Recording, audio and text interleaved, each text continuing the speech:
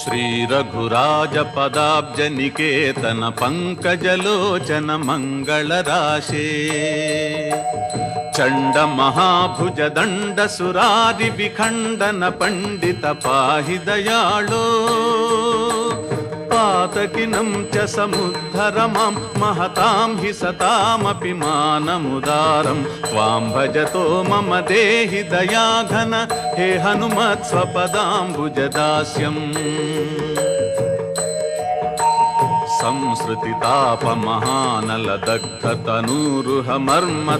संसृतितापमहानलदग्धतनूरुहमर्मतनोरतिवेरम् पुत्रधनस्वजनात्मगृहादिषु सक्तमतेरति किल्बिषमूर्ते केनचिदप्यमलेन पुराकृतपुण्यसुकुञ्जलवेन विभो वै त्वां भजतो मम देहि दयाघन हे हनुमत् स्वपदाम्बुजदास्यम्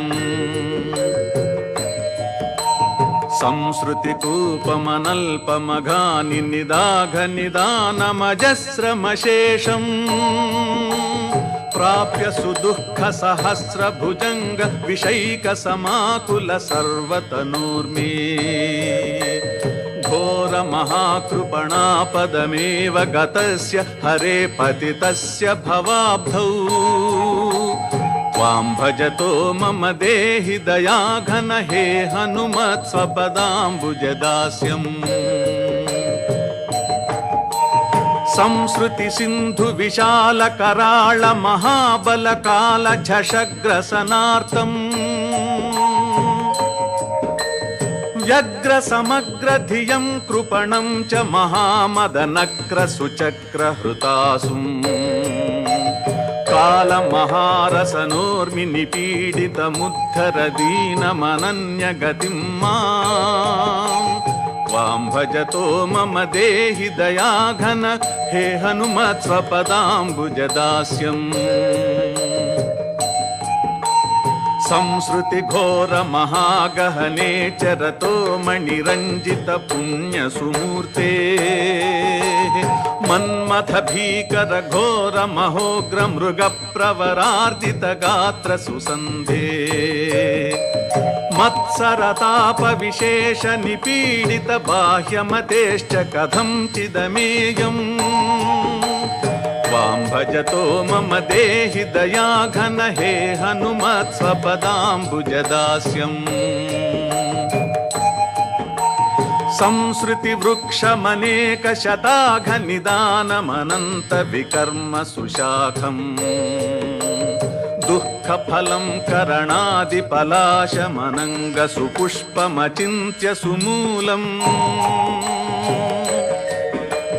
तं ह्यधिरुह्य हरे पतितं शरणागतमेव विमोचय मूढम्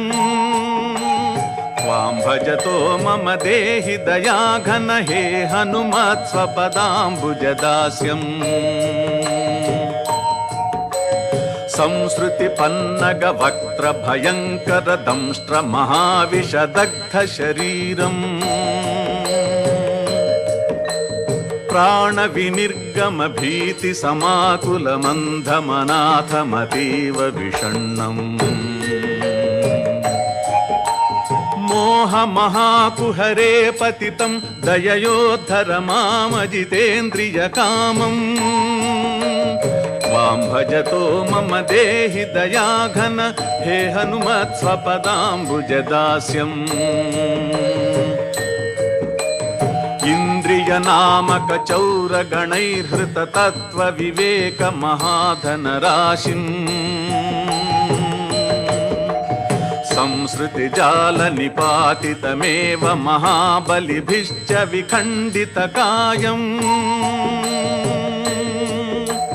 त्वत्पद पद्ममनुत्तममाश्रितमाशु कपीश्वर पाहि कृपालो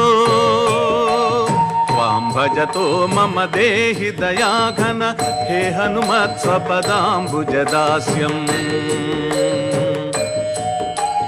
ब्रह्म मरुद्गण रुद्र महेन्द्र किरीट सुकोटि लसत्पद पीठम् दाशरथिं जयति क्षितिमण्डल एष निधाय सदैव हृदब्जे तस्य हनूमत एव शिवङ्करमष्टकमेतदनिष्टहरं वै